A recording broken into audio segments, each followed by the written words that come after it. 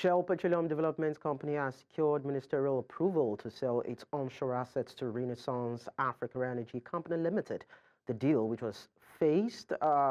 has actually faced regulatory hurdles and public scrutiny over environmental and human rights concerns, is a significant development in the Nigerian oil and gas industry.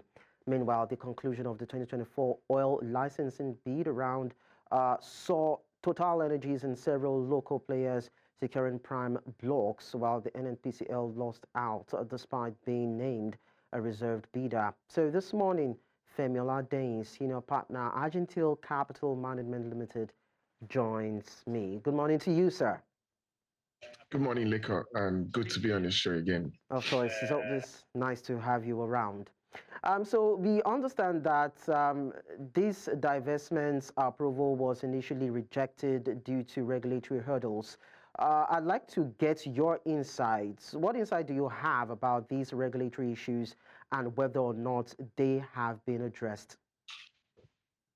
Leko, one of the biggest concerns that the NUPRC had expressed across the board, and this was not just, isolated for the Shell transaction. This came up in the mobile transaction, came up in the Owando acquisition, and came up in some of the recent acquisitions, is that the PIA specifically talks about certain costs that the IOCs and the majors are supposed to be making up propositions for or making accruals for and setting the cash aside. And these costs are discontinuation costs. So think about it this way. When an oil field gets to its final life, there's supposed to be a restoration process that restores the land, restores the environment to its original state. That's called an abandonment cost. So one of the biggest issues was that in looking at those transactions, it was obvious that the abandonment costs had not been set aside by the IOCs, and NUPRC wanted to ensure that this did not become a problem in future. So most of the deals have had to go back to the negotiation table to decide who took responsibility for these abandonment costs. In fairness to the NUPRC, I would say that they've been very transparent in what the issues are, and until those issues were resolved, they were very reluctant to approve these transactions. All right. So let me quickly bring in Chukwuemeka Osuji, partner Olaniwun Ajayi LP, is also part of our discussion this morning. Thank you so much for joining us. Thank you very much. Let me also get your perspective as regards the divestment. We're seeing indigenous player come into this field with Shell assets. What's your take on it? Well, I think clearly the entry of indigenous players is something good. It's something we've all looked forward to for several years in the industry. And I think over the last decade or so, we've seen an increase in the status of indigenous companies and their role and participation in the upstream sector. For example, if you look like companies like Seplat, for example, that started as a pure play indigenous company, see where Seplat is today. Seplat really has now almost become a global player. Not just listed in Nigeria, but also a dual listed company. So we're actually on the right path to where we are supposed to be going to. I know a few concerns have been raised around capacity, technical capacity, financial capacity of the indigenous players, but I think some of them actually do have what it takes to run some of these assets, while a couple of them admittedly will need to ramp up, but in terms of experience, capacity, and then even ability to attract a sufficient level of financing to be able to work most of the major, very prolific assets. But it's like growth. Growth has to start somewhere. There's no company anywhere in the world, even for the developed nations, where they are oil producing, or either the oil producing countries or the companies themselves started off from day one and that we're doing great things. So we're on the path.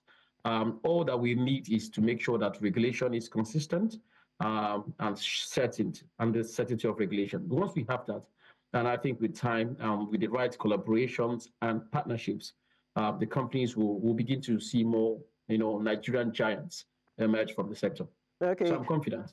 All right. All right. So Femi, in terms of collaboration and partnerships, what are you actually expecting to see? Because we still cannot take it from the fact that there are still speculations and reservations around domestic players not having the financial and operational capacity that Chukwuemeka mentioned to actually manage and develop these onshore assets. So if they are going to grow their capacity, what would you be expecting from them? Yeah, I'm actually talking to Femi. You know, Leko, yesterday I was at dinner with one of the CEOs of the largest indigenous producing companies in the market. And he said something that I found quite interesting. And he said to me that, Femi, the way to grow this industry is that all indigenous companies have to come together and operate as a group. Basically sharing ideas, be open and not be aggressive about competition, about understanding that, look, you're selling a commodity anyways. So competition really doesn't mean anything. It's about who can get the most products out of the ground. And I think that if we encourage this level of integration, some people would describe it as a cartel, but what you really want to happen is that you want these guys to be able to come together, share resources, share technology, share ideas, and use that to solidify their own positions within the industry. Look, the reality here is that the Nigerian banking sector doesn't have the capacity to be able to back these transactions. To think about it, that the Shell acquisition was $2 billion. That's it. 3.5 trillion naira transaction. There are not many Nigerian banks, even the Nigerian banking industry together, would be able to write a check for that. The Owando acquisition was about $1 billion. There was also the mobile transaction that's almost another $1 billion. So all of these things tell you that for the industry to continue to grow, we need to galvanize capital. One of the positive things that has happened this year is the creation of the Energy Bank. The Energy Bank, headquartered in Abuja, is a company that could make a lot of difference into how we evolve as a country and as a continent, because with the firepower to be able to write checks and improve capacity, it changes the dynamics. Now, let me talk very quickly about technical capabilities. We underestimate the fact that companies like Shell, Chevron, ENI have had Nigerian employees running those fields for the past 20, 25, even 50 years.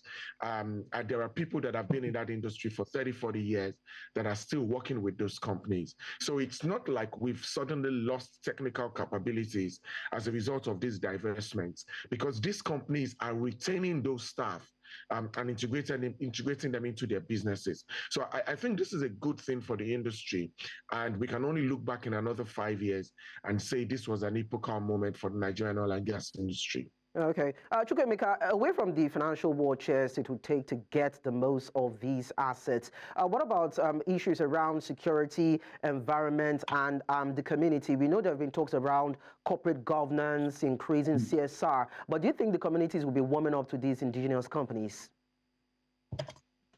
Well, I think they should, and not just that they should. Historically, if you check, if you've been following what's been happening in that space, what we've seen is that the indigenous companies, either the marginal few players or a few of the largest scale indigenous companies, actually appear to perform better when it relates to host community management and relations, because for some reason they're able to, I would say, better embed themselves in the community.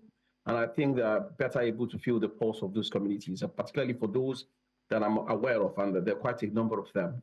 They actually have been able to come up with what we call local solutions to manage the relationships with the local communities. So I think that is likely to continue. I don't think the hostility that we saw over the last decade or so for some of the very large IOCs, for example, would spill over naturally to the indigenous companies. No, that is not likely going to be the case. And if they continue on the path which they've started, again, piggybacking or leveraging on some of the framework that's been provided by the regulator, the NNPCL, in terms of host community management and just making sure that all those communities benefit from the gains of exploration activities.